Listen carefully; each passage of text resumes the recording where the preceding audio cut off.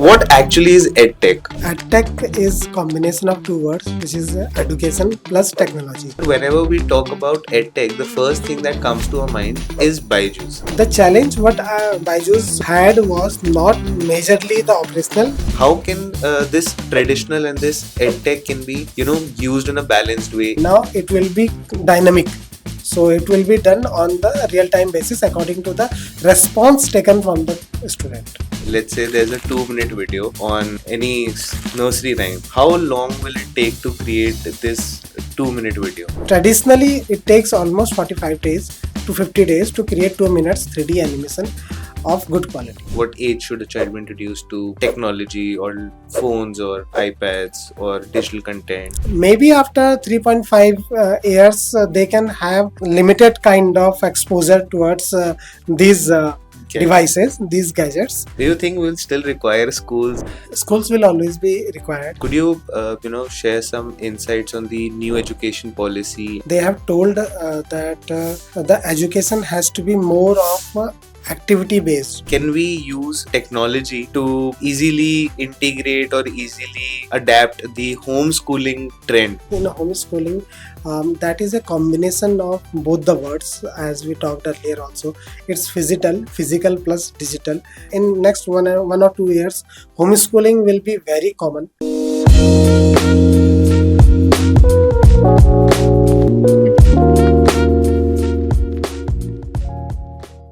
After the COVID pandemic, we have all learned to rely on technology to leverage this particular lifestyle that we are today experiencing. Today, on this episode of Mike Session with Akash Gupta, we welcome Mr. Deepak Deopa, who will be helping us understand how technology has shaped today's world and how we can leverage this, especially for development of our education sector. So, welcome to the show. Thank you for having me here. As we start this conversation, I would like to start with how or what actually is EdTech. The word EdTech is getting, used in multiple ways throughout the sector, throughout the education sector, throughout the technology sector, applications, investments, financing. What exactly is this EdTech that is getting so popular today? Very good question. So EdTech is combination of two words, which is education plus technology.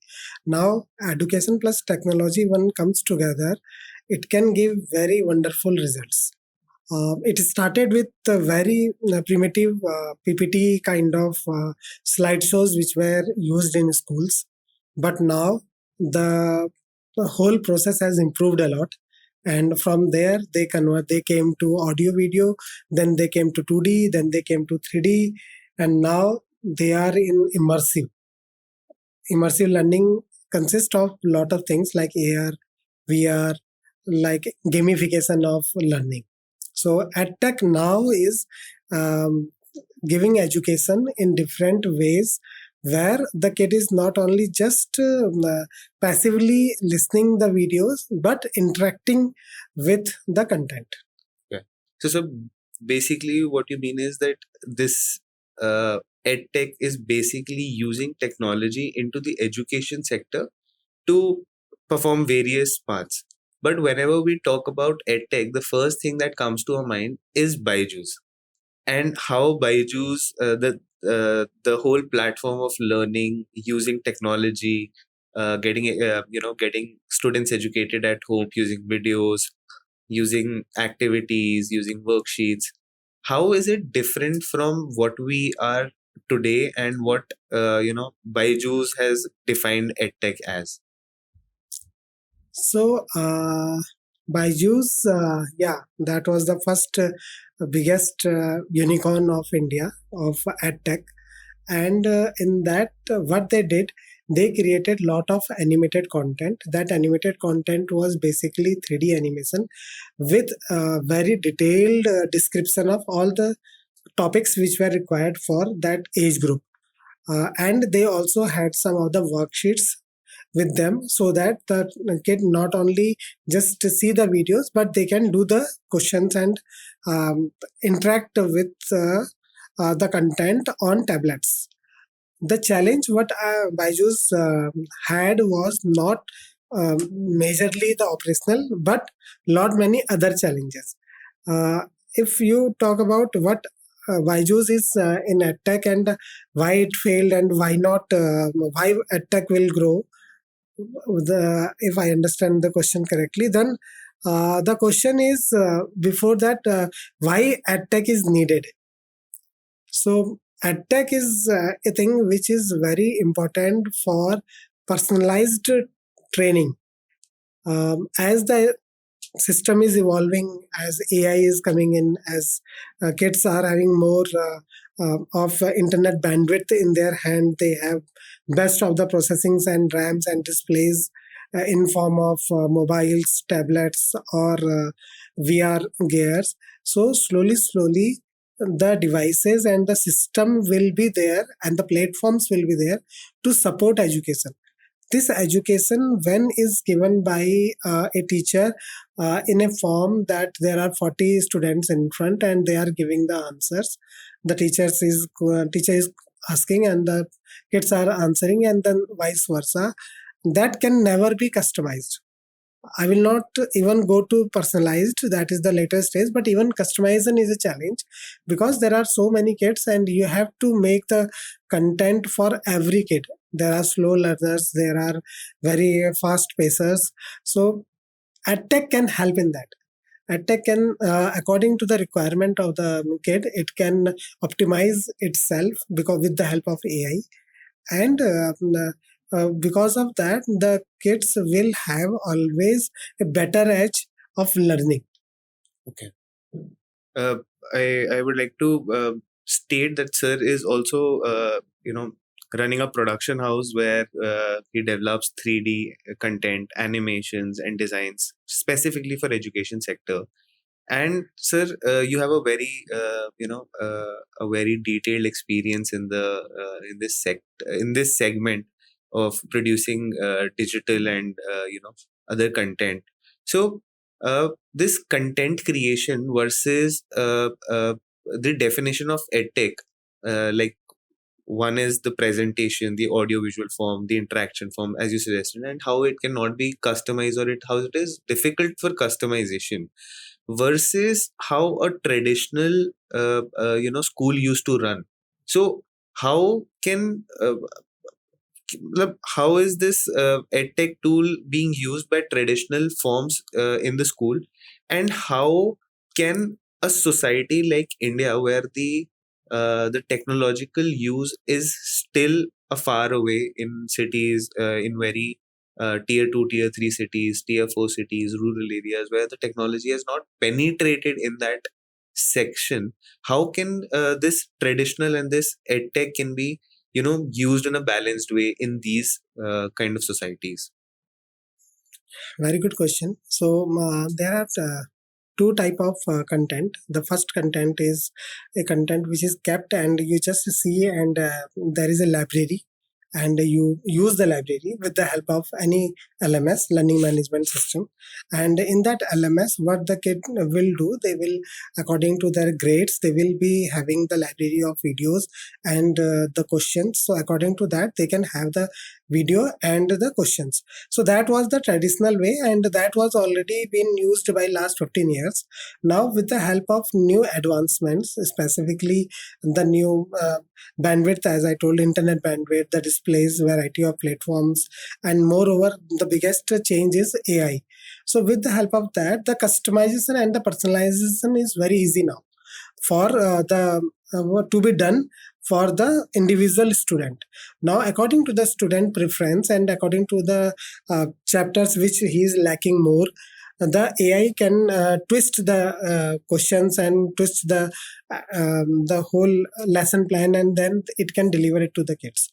So that will be very different than the traditional way of education, where it was already predefined, and that was the way of index based learning. Now it will be dynamic. So it will be done on the real-time basis according to the response taken from the student. Okay. And coming back to the digitalization part or the production part, uh, can you help us understand how how a minute or 2 minute video is animated, or what the process is? So first of all, we have to understand that what is the crux of the topic which we want to make the video. Sometimes it will be a concept of any particular subject which is introduced. Sometimes it is the next step of the what previously been told. So according to that, we decide that what are the learning outcomes, and according to the learning outcomes, we make a script. That script is based upon the concept what we have to be telling, and then we have to go for the screenplays. Once the screenplay is done, then we do the character animation, the voiceovers, then the background, and then the text overlay, and finally the e-learning content with the help of motion graphics come into a picture. That is the first step when we get the video. After we get the video, we also have to decide that what are the learning outcomes of this, and what are the different things which we have to assess. So those things will come into the assessment part of the video. So one module consists of one video on that topic, plus some of the questions which will be interactively being asked to the student, and more towards the final result, that when they give the test, what was the result, and then what is recommended, that they should do the learning again, or they should be given just the test again, and then the reinforcement of the concept has to be done. Okay. And sir, uh, uh, as far as I understand, a small part of the content also takes a lot of time to create. So, let's say there's a 2 minute video on any nursery rhyme. How long will it take to create this 2 minute video? This 2 minute video for a 3D animation pro pipeline will take normally 45 days to create. So what the production houses have, they have different conveyors. So for example, one video will take this much time. So it doesn't mean that if you have to create 300 videos, you have to multiply this by 300, because you can have them in parallel. So there are almost 8 to 9 departments, and those 8 to 9 departments work simultaneously on the projects based upon what schedule has been given. But traditionally, it takes almost 45 days to 50 days to create 2 minutes 3D animation of good quality. And going by the pace of the advancement that we're coming and the new content that is coming, how long will it take for this 2 minute video to get old? So normally what happens, like NEP and NCF came, and the you need some modifications, some iterations, some new add-ons on the way of teaching. So 3 to 4 years you have to update your content Regularly. Yeah. Okay. So, since we were talking about digital content and how digital content is making, I could not, stop myself from asking you that right now we're in a very dichotomous world where one part of the parents are relying heavily on the use of technology, and the other half is very skeptical about the use of technology too much, and how technology or how the use of too much technology can hamper the child's development. So, when we talk about this dichotomy, what's your take on this dichotomy, and how do you feel? What are the challenges to the use of technology and the use of screen or digital era in this digital era? Very good question. It all depends on very root question, that what and how the society around the kid is. In most of the developed countries now, they are very concerned about the screen time.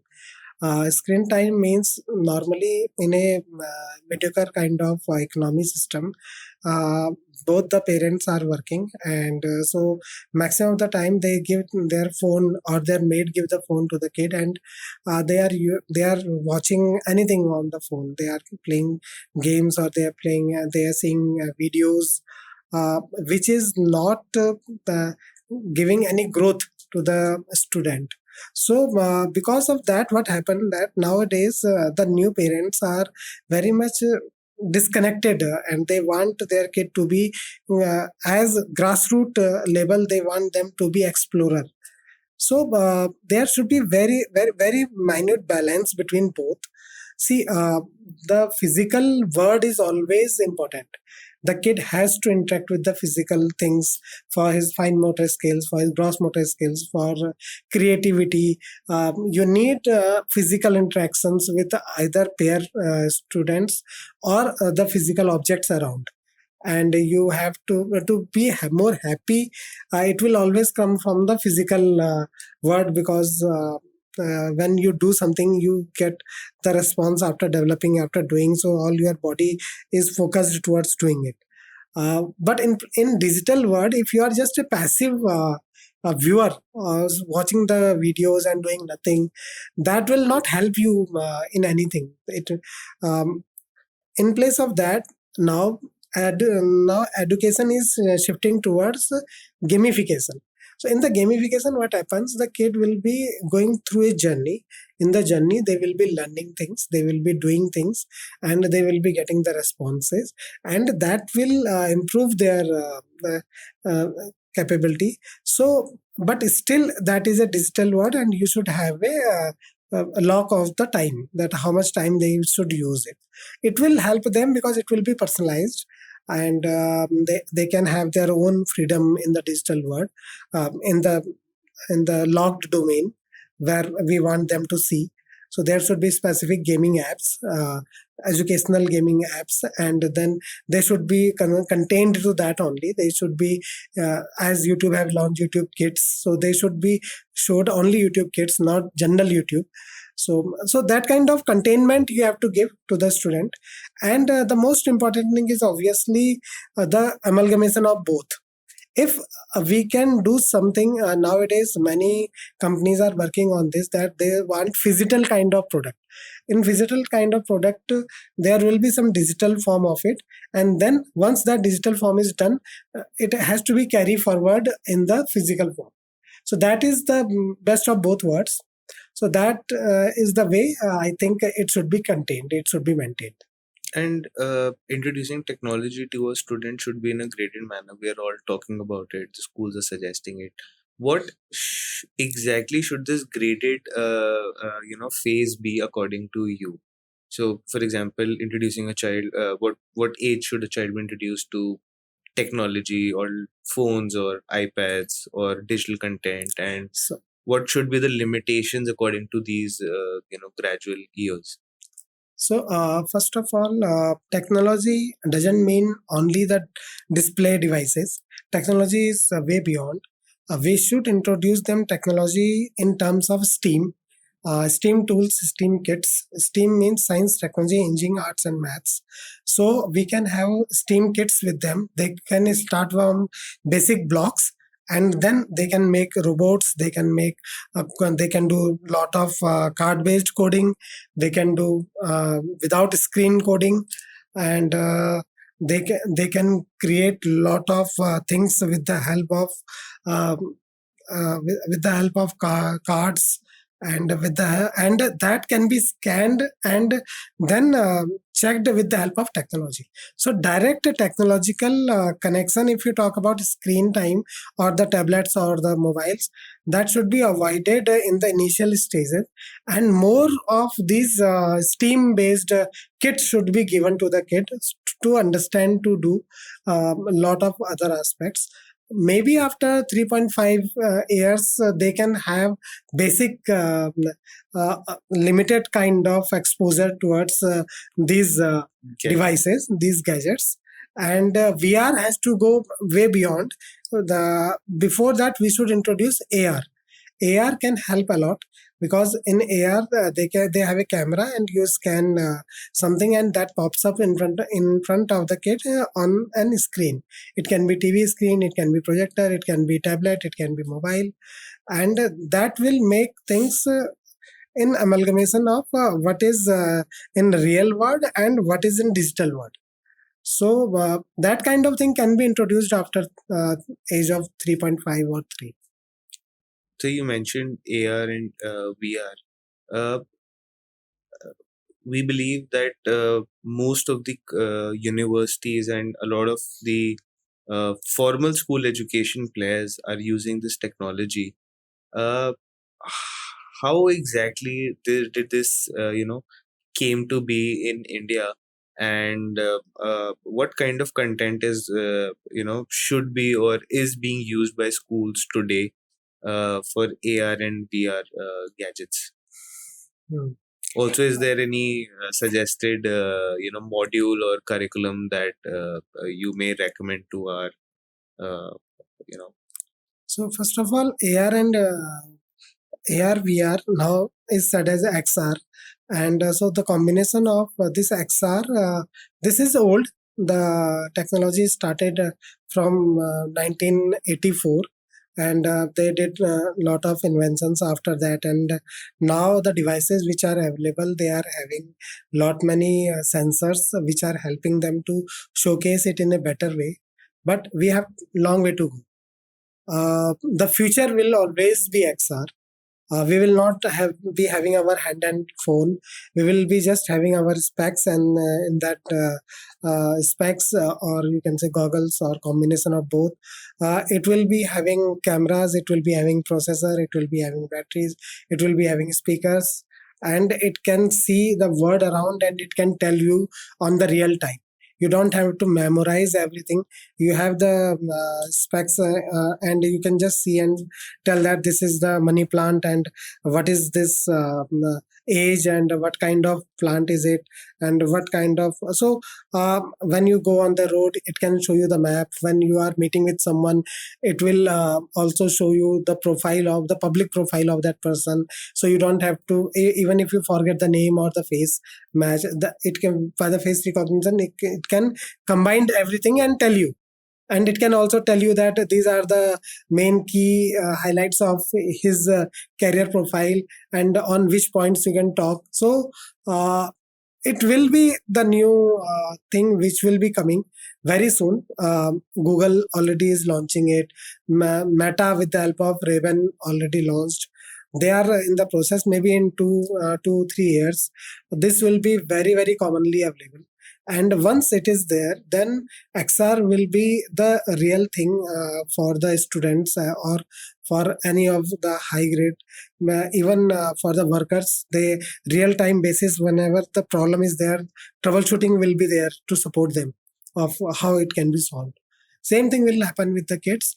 They will be students, young students. They will be understanding how to understand anything. They don't have to memorize things then. At that time they just have to see it, and then analytically they have to solve the problem, and then that spec will help them in the real time basis how to proceed. So, okay. So, I was just, as you were speaking, I was so engraved in what you were telling me. And I could imagine that if everyone is wearing specs and, we could experience that kind of feeling, and the technology is like the gadgets are so affordable. Do you think we'll still require schools if such kind of environment is there? Schools will always be required because the school is not only about learning from the books or from the teachers. It's also about being with your own age group, learning with the peers. When the society is becoming nuclear, they don't have any siblings to learn with, to play with, to understand. The social, economical, social, emotional quotient has to be improved, and for that, the you need places. The form of the school will change. specifically in the higher grades. Maybe in universities it will be very different than the universities of today. But the primary and the pre-primary schooling is must. Rather, I will say in India it starts from 3 years. It will shift downwards and it will go to maybe 18 months. And the preschools will start from 18 months only, and the kids will be there talking, playing with each other for the maximum of the time. So you also recently developed a curriculum. This curriculum was based on NEP and NCF, and could you share some insights on the new education policy and the national curriculum framework, and how these policies and these guidelines have stressed on the introduction of technology in the early years of education? So NEP 2020 and NCF FS 2022 has given a proper guideline. In the guideline, they have told that the education has to be more of activity based. So now, based upon that, we created the curriculum of Sprout, and those guidelines suggest that in the early education, we need more of project based learning and activity based learning in comparison to the earlier road based learning. So that means whatever you have to teach any student, or the teacher or the student has to learn, they have to do it with the help of doing the things, doing and learning. So they will be, if they, and the whole system, whole education has to be integrated. So their subject wise, it will not be that much focus, and it will be focused more towards having it in integrated form, where everything will be together. And for example, a topic, if you talk about any plant, so from the help of that plant, we will teach them science, how it is making food. You can talk about colors, you can talk about it is a herb, it is a shrub, or you can so you, and why it is important to give watering of the plant. And so you make a complete system. So theme based education is the new buzzword what they introduced, and in that they wanted to have the kid more towards activity project based learning, and less towards book based. But books will be needed because those are the backbone. More focus will be towards activities and worksheet. So there will be lot many worksheets. Whatever they learn from there, they have to do the worksheets, and the worksheet has to be submitted. And with the help of that, even the parents and the school will be understanding that who is learning how much. And how can we use technology to achieve these activity based learning, or how can we use technology to accelerate this So focus? yeah, so technology is not only for the student. Till now we have talked more about student, but technology has to be for the all the shareholders. So it will talk about teachers, it will talk about directors, it will talk about parents. So connecting them is one form of technology, where ERPs are doing wonders. Now ERPs, how better they can be, it depends that how much personalization, how much AI integration, how much theme based things you put on ERPs. Second is the communication between parents and the teachers. So again, that PTMs can be digital with the help of video technologies, where video conferencing can be done. So PTMs can be done on a weekly basis, not need to be on monthly basis now. And the parents don't have to skip the office; they can do it from anywhere. Uh, then the third thing comes the LMS, learning management system, where whatever the kid is understanding, they keep it inside one structure, and you can follow it up, and you can check that what is the gradual progress. And the AI will also help in telling that what areas are needed, where improvement is required more. So the teacher can focus on those areas. So, the way you expressed how technology is being used, how have we, what kind of, uh, how have we used this technology in your curriculum? So in our curriculum, what we have done on the based on the books. We have our own curriculum based smart classes, which is named as Prismart. In the Prismart, we have 100% mapped content. Whatever topics we have in the books, we have beautifully implemented those topics in the Prismart, and that is being given to the schools, and they are being trained to teach in that way. They have lot of worksheets where on the interactive whiteboard the student can come on the board and then they can solve the quizzes in front, and then the whole classroom enjoys it. So that is one of the aspect where we have used PriceSmart as a smart solution. The second thing what we have done, we have created our own ERP solution, which is named as 360 ERP. So it is complete with all the stakeholders we are covering in that.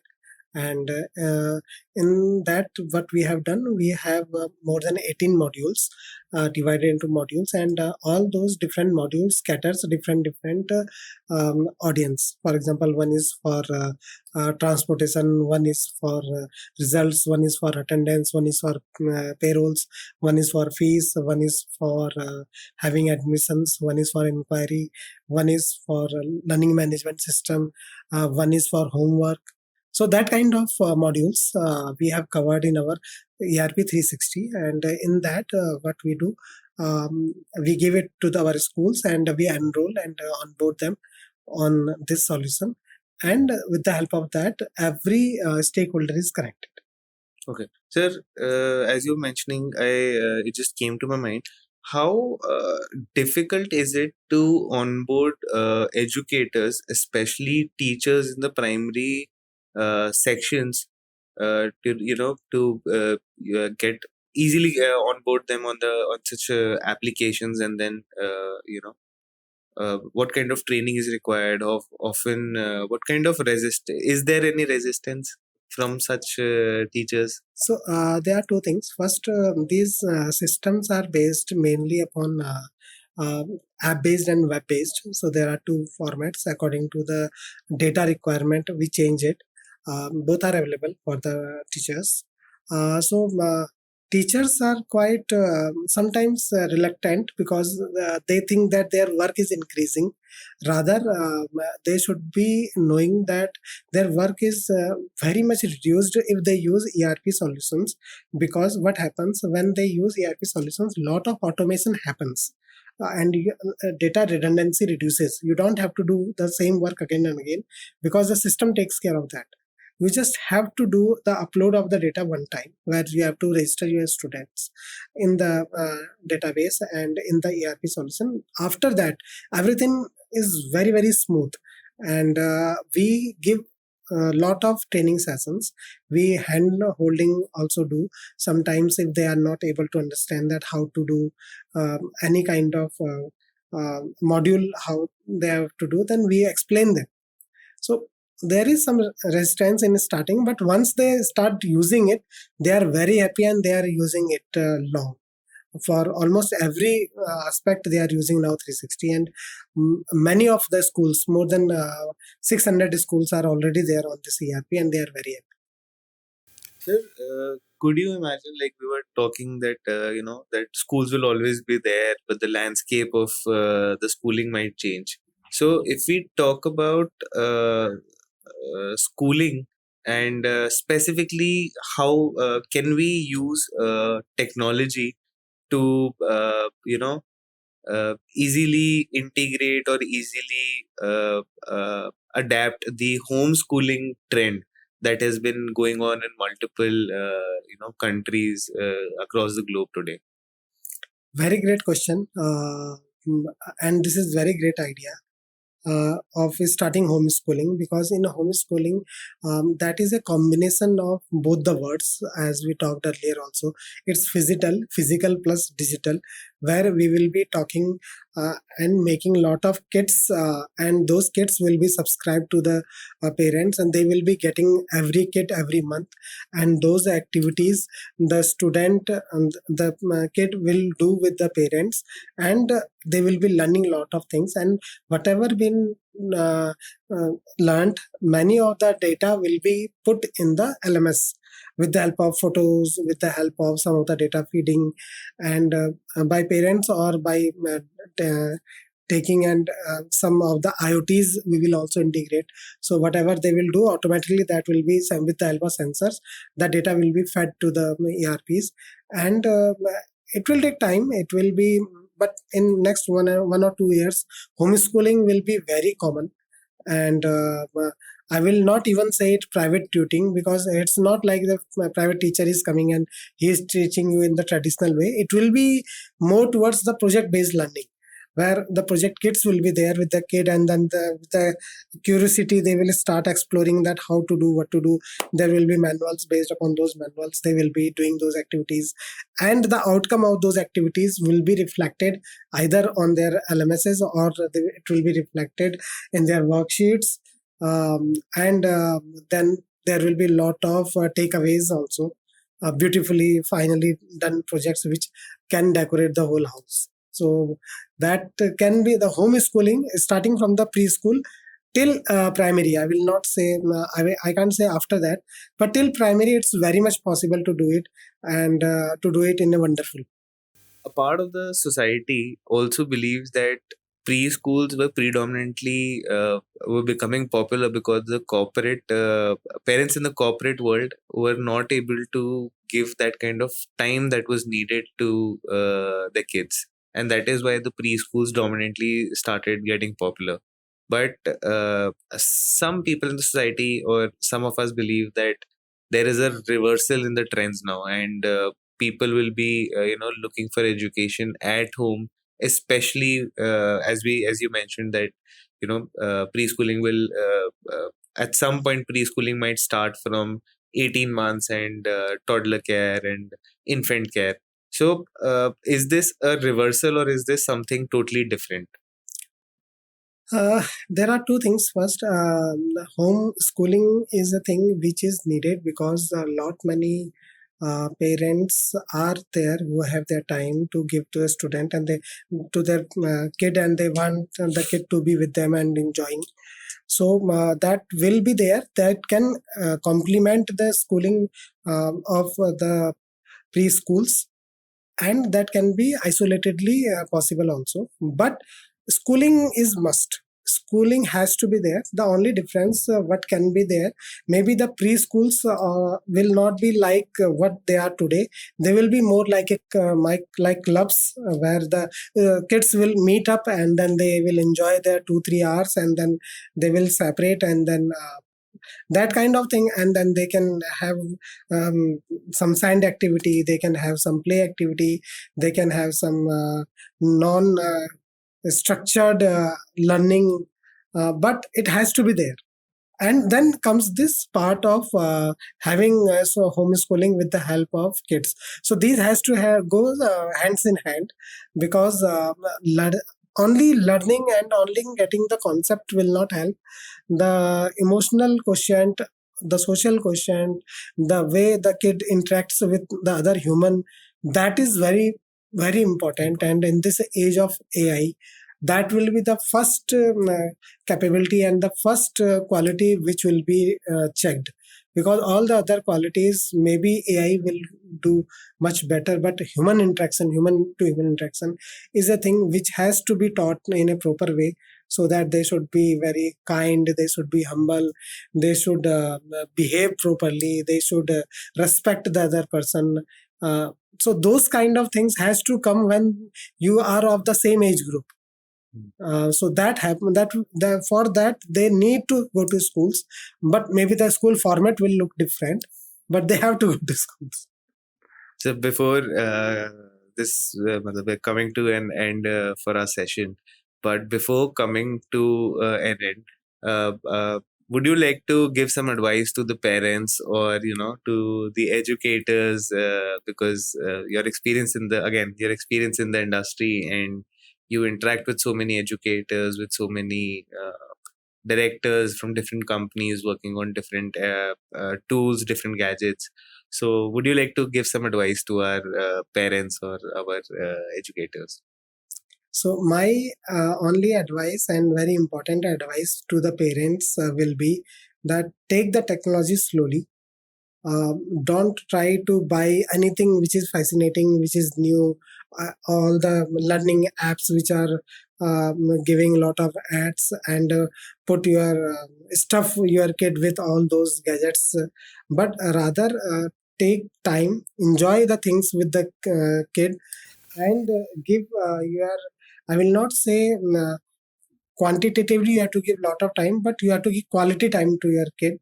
And that quality time can be basic storytelling also, that you are telling a story to your kid, and then the kid is telling a whole day how it happened, what they did. So that quality time has to be there. It can be half an hour, it can be 1 hour quality time. And then if possible, you should have some small activities together. That should be your happy time, because that will be the only thing which you will remember in your whole life after your kids will grow. And do remember, kids grow very fast.